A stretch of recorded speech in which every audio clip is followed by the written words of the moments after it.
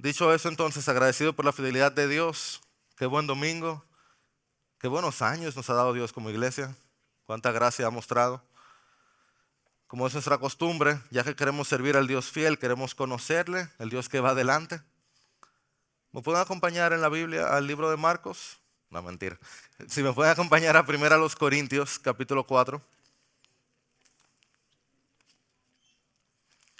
En la NBLA es la página 1170. 1 Corintios, capítulo 4.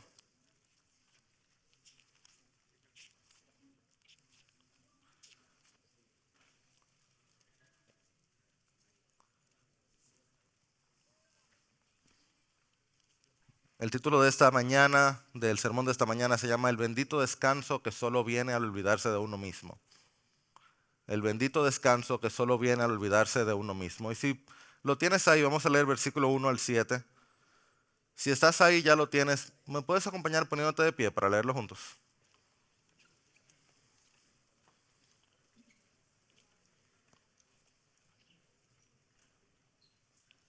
Oye, qué regalo. Ahora, en nuestro idioma, vamos a poder leer la palabra de Dios. Gracias a Dios.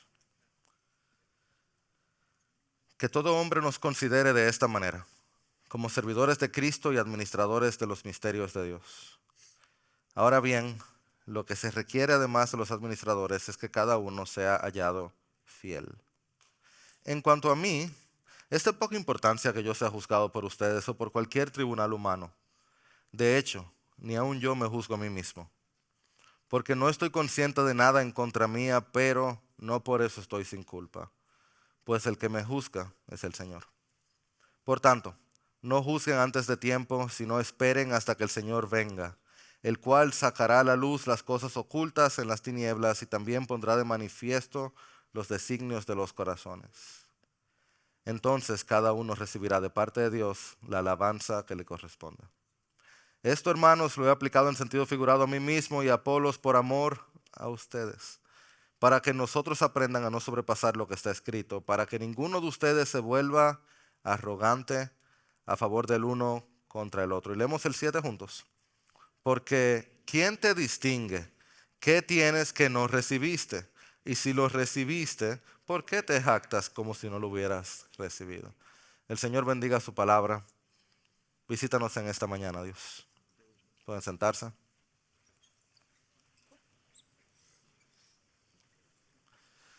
Este tema, este texto, este pasaje es uno muy cercano a mi corazón. Yo no recuerdo la primera vez que leí el libro en español se llama La libertad del autoolvido, ahora lo acaban de publicar otra vez como La libertad de olvidarse de uno mismo. Es un libro cortito que está en mi lista corta de recursos que yo leo todos los años sin falta. Cada año me aseguro de recordar ese libro. Y eso para mí es importante. Este libro, este tema, este capítulo es importante porque yo antes tenía el problema de ser orgulloso. Ya no, ya soy perfecto. Pero antes, gracias a Dios, me servía. Y en una mañana como hoy, recordando al Dios que nos ha sido tan fiel, y en una iglesia que amo tanto como es esta iglesia, yo pensaba, ¿cómo yo puedo bendecirles hoy? Y pensé, bueno, con algo que me ha bendecido tanto. Este libro de Tim Keller que estoy basando todo lo que estoy predicando hoy en la escritura, pero a través de esta interpretación, es un regalo de Dios para aquel que necesita un recordatorio de dónde está nuestra identidad y que también necesita el bendito descanso que solo viene al olvidarse de uno mismo. Si pueden entonces, esta es nuestra hoja de ruta. Vamos a ver en primer lugar la vida en el tribunal. Segundo, veremos la libertad de olvidar. Y tercero, cómo salir justificado. Vida en tribunal, la libertad de olvidar y cómo salir justificado. Y esa es nuestra idea central. Quédate con esto, por favor. El alma es verdaderamente libre cuando puede verse tal como es y decir, Dios es el que justifica. El alma es libre, verdaderamente libre cuando se ve como es y dice, Dios es el que justifica. ¿Están listos? ¿Están listos? Súper, entonces empecemos viendo la vida en el tribunal. Me parece súper interesante cómo Pablo, que va a hablar de un tema tan importante, nos habla aquí y dice que todo hombre nos considere de esta manera: servidores, administradores, servidores de Cristo, por supuesto. Pero oye la palabra que Pablo usa para sí, servidores, y entonces dice administradores. Y nosotros que somos administradores, dice Pablo, lo que se requiere de ellos, ¿qué es? Que sea hallado fiel. Aquí en la iglesia nosotros hablamos constantemente del reino al revés. ¿Han escuchado el término, cierto? El reino al revés, porque el regalo de aquel que sirve en el reino de Dios es más servicio. Porque, de hecho, los líderes de aquí del ministerio, de los diferentes ministerios, los líderes de la iglesia, el grupo de WhatsApp, porque hay que tener un grupo de WhatsApp, el grupo de WhatsApp que tenemos se llama Primeros en Servir. En el reino al revés, el reino de Cristo Jesús, el rango es el que baje más. Ahora, Pablo está hablando de que él es administrador de otro. ¿De quién? De Cristo. Él es administrador de qué? De los misterios de Dios. Y entonces de repente, él empieza a hablar de un tribunal. Él dice, es de poca importancia que yo sea juzgado por ustedes o por cualquier tribunal humano. Y eso parece que sale como de dónde. O sea, ¿por qué él está hablando de ser administrador, de ser fiel? Y entonces empieza a hablar de un tribunal. Pero si tú conoces un poquito de 1 Corintios, algunos lo han leído, ¿cierto? Esa carta que está llena de halagos, entre otras cosas. Tú te vas a dar cuenta de que desde el capítulo 1, esta es una iglesia que tiene profundos problemas de división. Pero la división está causada específicamente porque uno decía, yo soy de Pablo.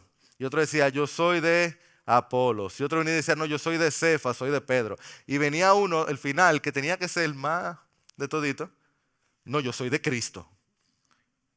Qué agradable tenía que ser él.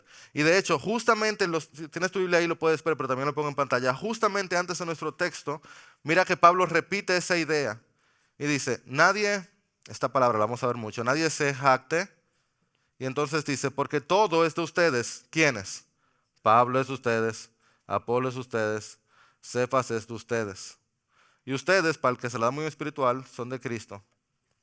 Y Cristo es de Dios. Yo me imagino una iglesia, tengo que imaginármela porque no lo he vivido, pero me imagino una iglesia donde aparece uno que dice, este grupito es el de los OG, de los originales, lo de verdad. Nosotros somos lo que somos de Pablo, el que empezó esta iglesia. Y entonces llega otro, bien, felicidades, tú eres de Pablo. Él un poco tiene una teoría muy rara. Pero nosotros, en verdad, nosotros somos de Apolos, que es el mejor de todos los charlistas del mundo. Que todo el mundo tiene que darle su plato aparte. Y entonces llega otro y dice, pero yo conozco a Pedro, que es la cabeza de los apóstoles. Tú puedes ser de Pablo, pero él llegó después como un abortivo. Yo soy de Pedro, de verdad.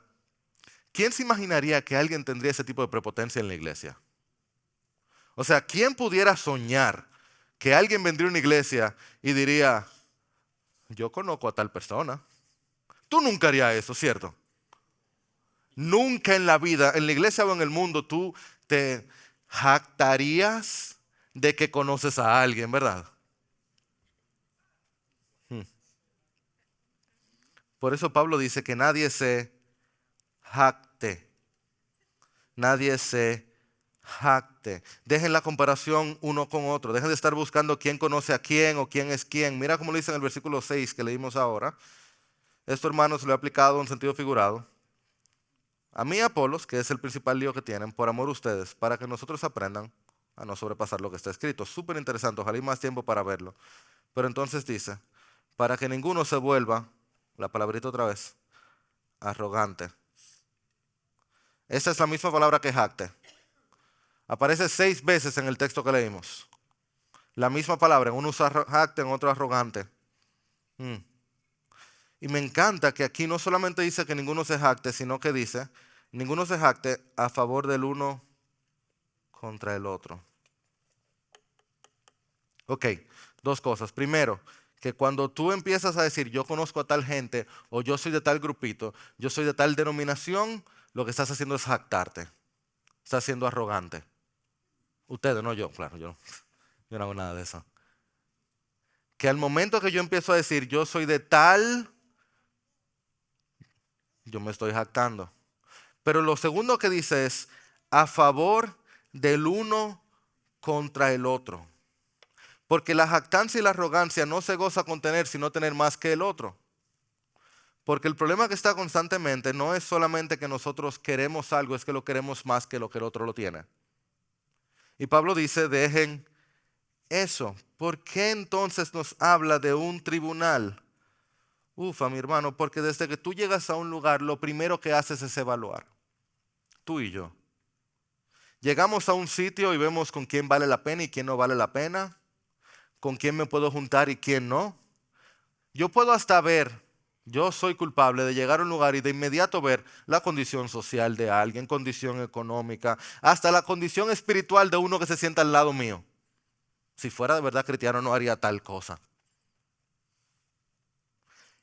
Y lo que es peor es que yo no solo lo comparo uno con otro, yo lo comparo con quién.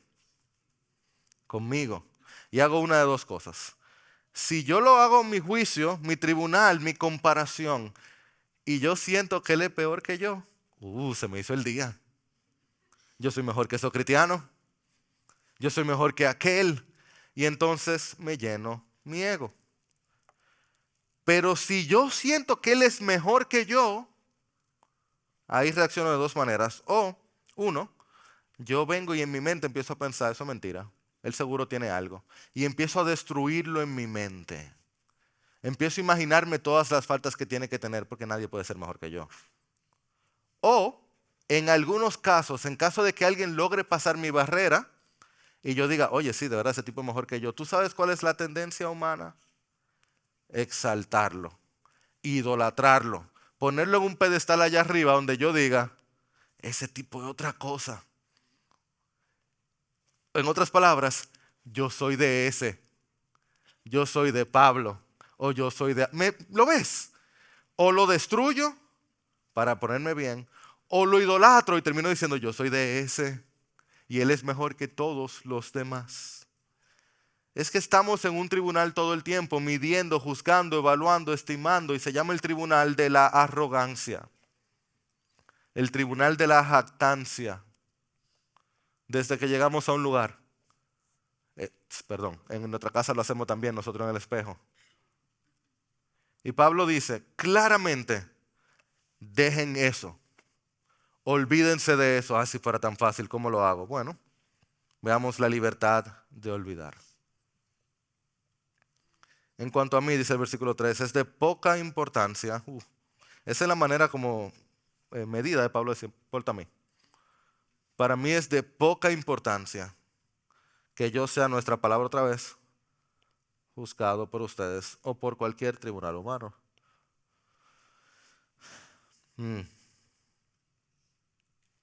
Yo quiero recordarte que en el bando de los Corintios, Pablo fue el que empezó la iglesia. Tú puedes estar seguro que había un grupo de fans de Pablo. Pablo tenía un grupo de gente que exaltaba, que lo defendía. No crea que todo el mundo está hablando mal de Pablo. No crea que Pablo está haciendo esta carta para decir, a mí no me importa que yo no le caiga bien. Porque aquí tú puedes estar seguro que hay un grupo de gente que le cae genial. Los OG, los originales, los que están ahí desde el principio. Los que dicen yo soy de Pablo. Y Pablo le dice, a mí no me importa. Oye, qué prepotente ese Pablo, ¿verdad? Ese Pablo tiene un problema de orgullo muy serio. Excepto que él dice, a mí es de muy poca importancia que ustedes me juzguen. ¿Y qué dice después? De hecho, ni aun yo me juzgo a mí mismo. O sea, Pablo no está diciendo, yo estoy en un nivel tan alto que yo no le hago caso a ustedes. Él tampoco está diciendo, yo necesito que ustedes me aprueben. Y aquí tenemos que hablar de una palabra muy importante, es la palabra autoestima. ¿La conoces, verdad? Está súper de moda, una palabra importante. De verdad, es una palabra importante. Yo lo que no sé si nos hemos dado cuenta que su semántica, como está constituida, autoestima literalmente significa propio juicio. Auto, yo o propio, estima, valoración, juicio. El autoestima es el tribunal donde tú te pones. es tu propio juzgado. Hmm. Y nosotros hablamos constantemente de que hay dos tipos de autoestima. ¿Cuáles son? Baja autoestima y alta autoestima. Y la baja autoestima son aquellas personas, puede ser, que están constantemente preocupadas con lo que los demás piensan. ¿Y qué piensa el otro? ¿Cómo me juzgará el otro? La alta autoestima puede ser aquellos que principalmente se preocupan por lo que ellos piensan. Súper. Entonces se dice que la autoestima baja te lleva a la depresión o a ceder a la presión de grupo. El autoestima alta te puede llevar al orgullo y a pasar por arriba a los demás. Esa es la forma que se habla. Pero yo te digo que preocuparte por autoestima alta o autoestima baja es como que te pregunten qué tú prefieres, morir ahogado o morir quemado. Yo te diría, yo lo que quiero es vivir. Dame otra opción. La autoestima alta, baja autoestima, toda la conversación de la autoestima es una trampa. Ambos extremos lo que muestran son problemas del ego. Ambos son manifestaciones disfrazadas del egoísmo, tanto el alta autoestima como el baja autoestima. ¿Me dejas mostrártelo? El doctor Tim Keller apunta que este ego, este autoestima, cuando está lleno de sí mismo, termina siendo vacío, doloroso y frágil. Te muestro cómo. Vacío, porque cuando tratamos de encontrar nuestra identidad, lo que somos, nuestro propósito en algo que no es Dios, queda un espacio grande en el medio, ¿verdad? Lo han dicho tantos otros que el corazón humano tiene un vacío que solo Dios puede llenar. Nuestro corazón, nuestra esencia, nuestra identidad, como somos hechos, está preparada, armada y hecha para ser llena de Dios. Y cuando Dios no está ahí, yo necesito algo. Yo me inflo, me lleno de aire, de lo que sea. Y mi identidad termina sintiéndose vacía. Pero nuestro ego, cuando está lejos de Dios, nuestro ego sin Dios meterse en el medio también es doloroso. Te voy a hacer una pregunta. ¿Cómo está tu coxis?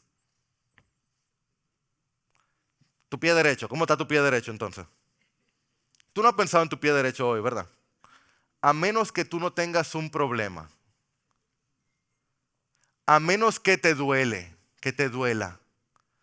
Cuando una parte de tu cuerpo está en dolor, tú piensas en eso todo el día, ¿o no? ¿Cuántas veces tú has pensado en ti hoy? Por eso bien has dicho a tantos otros que la gente no te hiere a ti, hiere tu ego. Nuestro ego, nuestra identidad está vacía y está en dolor y por eso estamos todo el tiempo pensando en nosotros. Y nos duele porque no está bien. Nos duele porque hay un problema. Hay algo mal en nuestro sentido de identidad.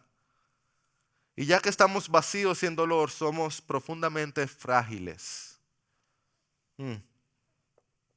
Cualquier cosa inflada se desinfla rápidamente. Si no tiene nada dentro de sustancia, de esencia, de presencia real, pues el globito se desinfla, perdón, explota. Y lo has visto, tanto con alta como baja autoestima, pero vamos a usar alta. Una persona orgullosa, cuando le hacen una crítica, saca garras y luego se desinfla en su cuarto. Por lo frágiles que somos. Nuestra autoestima tiene problemas serios porque estamos demasiado enfocados en el auto.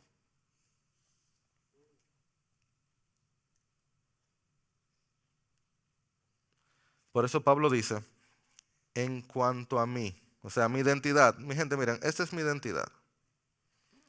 En cuanto a mí, mi ego, yo le voy a ser muy honesto, decía el apóstol Pablo, yo no le hago mucho caso a la corintoestima. Que yo sea juzgado por ustedes, me sabe a poco.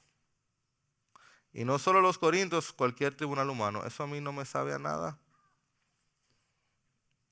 Por eso le empieza diciendo, yo lo que soy es servidor y administrador de los misterios de Dios. Y lo que se requiere de un servidor o administrador es que sea ¿qué? Fiel. Lo mío no tiene que ver con cómo ustedes me evalúan. La corintoestima, déjame escribir en lengua aquí. La corintoestima, Pablo dice, Pero también, por si acaso, para que nadie se imagine que es orgullo, él dice, yo tampoco me juzgo a mí mismo. El autoestima.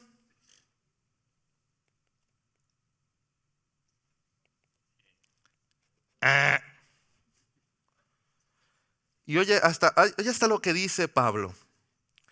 Porque aunque yo esté juzgado de alguna manera por ustedes o no, yo no estoy consciente de nada en contra mía. No estoy consciente de nada en contra mía. Vamos a hablar de eso en un momento. Y no por eso estoy sin culpa. Esto es terreno santo. Pablo dice, la que me importa es la Dios estima. Eso es lo único que me interesa. No me importa lo que ustedes piensen, no me importa lo que yo piense, a mí solo me importa lo que Dios piensa de mí.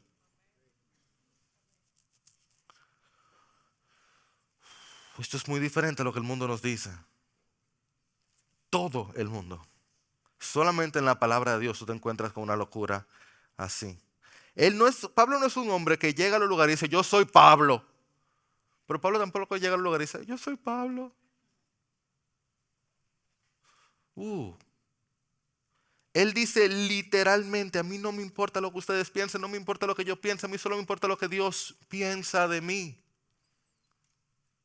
Y oye, esta parte para mí es lo más asombroso de todo esto. Pablo dice aquí claramente que él no está consciente de nada en contra suya. Ok, ¿tú alguna vez has vivido de tal manera que no estás consciente de nada en contra tuya? Que tu conciencia está totalmente limpia. Oye, yo ni sé cómo no llega ahí. Caminando cerca del Señor, rindiendo cuenta corta, pero cada uno de nosotros, si se sienta a pensar, a mí me da risa porque a veces me pasa con los niños, pero también pasa con los hermanos, que tú le preguntas, mira, ¿y qué fue lo que tú hiciste? Y los niños no han hecho nada, pero ¿qué fue lo que yo hice? Se ponen a pensar y hasta confiesan algo que no habían hecho. Y también pasa en consejería, tú le preguntas, ¿y tú tienes algo que quieras decirme? Y miran, nos ponemos así como, yo no sé cómo el pastor se enteró. Pablo dice, yo no estoy consciente de nada en contra mía, pero el que me juzga es ¿quién? Es el Señor. Esto es una locura porque ¿quién se para delante del trono y dice, yo estoy tranquilo porque quien me juzga es el Señor? Algunos de nosotros somos tan buenos engañando que podemos tener un desastre y nadie se entera, pero a Dios no hay quien lo engañe. Ahí cuando nadie te ve, ahí en tu cuarto, ahí en tu mente, en tu corazón, Dios sabe exactamente lo que estás pensando, lo que has estado haciendo y el por qué lo has hecho. Ese pensamiento debería ser como ensorbecedor. Como que uno, espérate. Sí, todo lo que has hecho Dios lo sabe. Dios lo ve claramente. Lo ha visto siempre. ¿Cómo un hombre puede agarrar y decir, yo estoy tranquilo porque el que me juzga es el Señor? Pero eso debería ser lo que te quite el sueño. Porque cualquier tribunal humano tú puedes engañarlo. Tú le compras unos chocolates, tú sabes, tú consigues un buen abogado. Humanamente hablando se resuelve, pero ¿cómo tú engañas a Dios? ¿O cómo tú eres justo y limpio delante de Dios? Pablo tenía los trucos. Si quieres me acompañas a 1 Timoteo 1:15.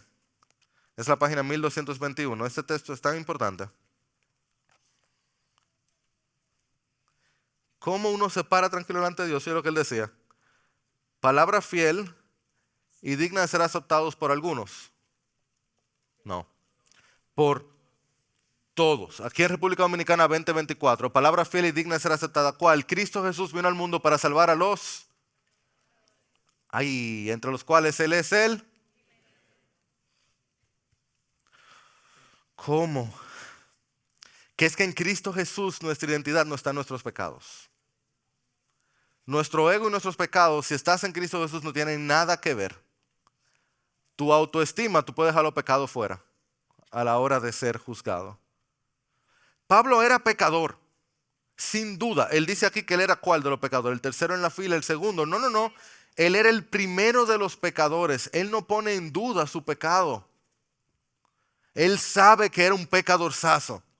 Pero ¿a quién vino a salvar Jesús? Esa matemática es celestial. Que Cristo vino a resucitar muertos, a sanar enfermos, a liberar cautivos. Así que Pablo está consciente de sus pecados, pero eso no lo deja frisado, porque él está consciente de su Salvador. Pero eso no es lo único. Él también dice que Cristo Jesús vino al mundo a salvar a pecadores, de los cuales yo soy el primero. Eso implica que Pablo, siendo probablemente la segunda persona más importante de la historia del cristianismo, lo cual lo hace una de las personas más importantes de la historia, Pablo, el hombre que llevó el evangelio a lugares remotas, Pablo, el hombre que vio el tercer cielo, Pablo no conecta su identidad con sus logros. Él no conecta su identidad con sus éxitos. Él no conecta su identidad con su obediencia. ¿Por qué? Porque Cristo vino al mundo a salvar a pecadores. Si Pablo llega a un nivel donde ya él no necesita a Jesús, se murió eternamente y para siempre. Él sabe que ese nivel no existe. Así que en su peor momento, déjame ponértelo aquí. En nuestro peor momento necesitamos a Cristo. Y en nuestro mejor momento necesitamos a Cristo con la misma desesperación. El día que peor te has portado, que más has desobedecido, que más has dudado, tú necesitas profundamente de Jesús. Y el día que tú tienes 1 año y medio leyendo tu Biblia todos los días y no has dicho una mala palabra y no has hecho un vistazo que no debiste hacer y has estado en comunión con Dios, tú necesitas desesperadamente de Cristo Jesús. Porque Cristo vino a salvar a quienes. Si tú no eres pecador, tú no tienes salvación. El autoestima de Pablo era Cristo estima. Este es el bendito descanso que solo viene al olvidarse de uno mismo. Mira cómo lo decía C.S. Lewis, lo que más recordaríamos de conocer a alguien que el evangelio hace humilde es como esa persona parece estar totalmente interesado en nosotros. Porque la esencia de la humildad del evangelio no es pensar más de nosotros o pensar menos de nosotros, es pensar menos en nosotros. Es que yo estoy tan cautivado, yo he entendido tanto quién Dios es y quién me ha dado en Cristo, que yo no estoy hablando con alguien esperando que se calle para yo hablar, que es como normalmente estamos hablando. Que cuando pasa algo alrededor mío, yo no estoy pensando cómo eso me afecta a mí o si fui yo que lo causé. Que yo puedo recibir la crítica porque esa crítica adivina que no cambia mi identidad, yo sigo siendo pecador. Y yo puedo recibir la alabanza también porque eso no cambia mi identidad, porque sigo siendo pecador.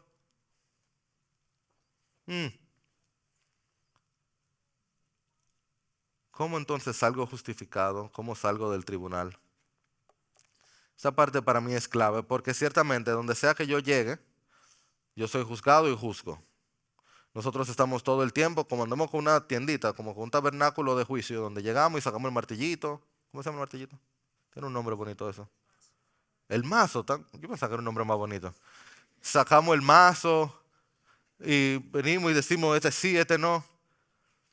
Pero yo estoy convencido que hacemos eso porque nosotros sabemos que no somos los jueces, sino que somos los acusados. Entonces, si yo puedo enfocarme en el otro, yo puedo olvidarme de mi condición. Yo puedo encontrar que el otro es el culpable.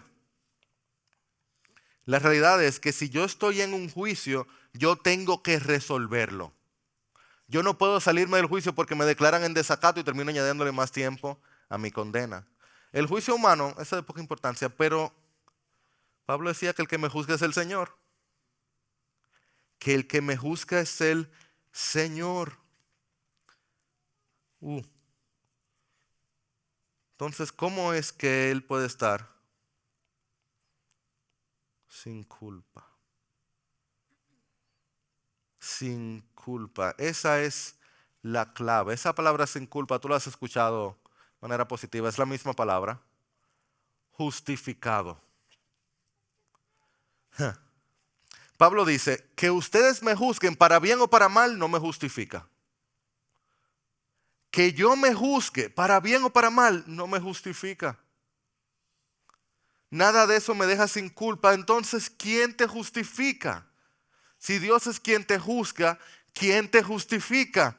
¿Quién acusará a los escogidos de Dios? Dios es el que justifica. ¿Quién es el que condena? Eso es tan interesante porque Cristo es el que está en el mismo trono y también el que está en el juicio. Él es el juez de los hombres. ¿Quién es el que condena? ¿Quién le da con el mazo? Cristo Jesús. El que murió. El justo por los injustos para llevarnos a Dios. El que murió. Ay, ¿cómo yo sé que su ofrenda fue real y verdadera? ¿Cómo yo sé que Él es quien Él dice ser? Sí, más aún, el que resucitó. El que además está a la diestra de Dios. El que también, oye, intercede por nosotros. Que cuando sea que tus pecados se levanten, aparece uno que estuvo crucificado y dice, sí, yo pagué su cuenta. Amado hermano, escucha esto por favor. El evangelio no te deja vacío. El evangelio tampoco te infla. El evangelio te llena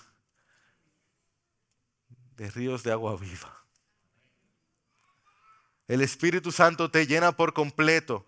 Y en el trono tú tienes el abogado que intercede. ¿Cómo yo te digo esto? Es que cuando lo digo suena como mentira, pero es que es verdad. No importa lo que hayas hecho antes ni lo que hayas hecho hoy. Si vienes donde Jesús hay perdón. Eso parece mentira. Esa es la gracia. Te toca venir y decir, hey, yo quiero ser justificado. ¿Cómo yo estoy sin culpa? Porque ni siquiera tengo la conciencia limpia. Pero Jesús no solo da conciencia limpia, da pizarra limpia. Tú vas donde Él y Él te ve y dice, ese es mi hijo amado en quien yo me complazco. No, no solo Jesús, no, tú también porque estás en Jesús. Tú, yo soy un hijo amado de Dios en quien Él se complace. Porque Dios es el que justifica. ¿Tú te lo crees? Más o menos. Créetelo. Recuérdatelo. Óyete algo. Eso es tan imposible.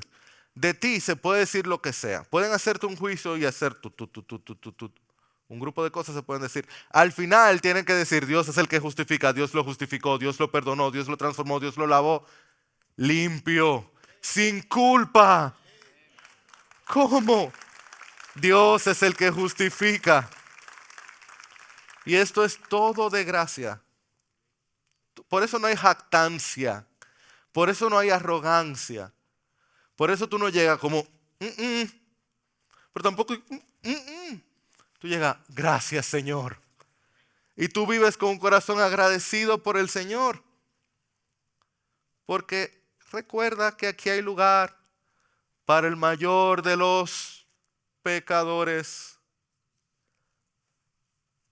Y recuerda quién es que te habla.